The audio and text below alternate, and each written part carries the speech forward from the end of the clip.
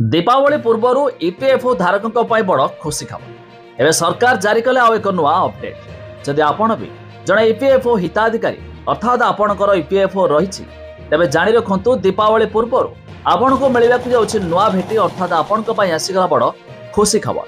आसतु संपूर्ण अपडेट जाना ता पूर्व वीडियो को लाइक करूँ, सब्सक्राइब कर सब्सक्राइब कर पाखर घंटी चिन्ह को दबाई दिखाँ। कर्मचारी भविष्य निधि पांठि संगठन अर्थात ईपीएफओ ग्राहकों पर एक बड़ खबर।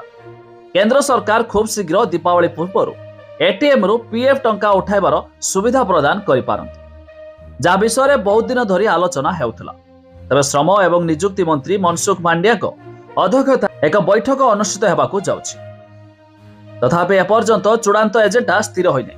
तबे रिपोर्ट रे कहा जायछि तबे सरकार खर्च करिबा पद्धति को उन्नत करिया पई दीपावली पूर्व प्राय 8 कोटी ईपीएफओ ग्राहकों पर किसी विशेष सुविधा आरंभ करने को योजना करुछन्ति। तबे ईपीएफओ आसंता मासरे यार बैठक में ईपीएफओ 3.0 उपर विचार करिपारे, जार लक्ष्य बैंक भली सुविधा आरंभ करिबा।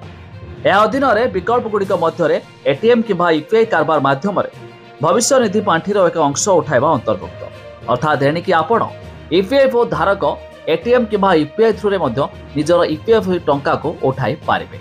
एने सरकार मध्य खूब शीघ्र प्रोसेस जारी करने को जाउछन्ति। आ खुशी खबर आपन को दीपावली पूर्व देखा मिलियो बोली सूचना रही।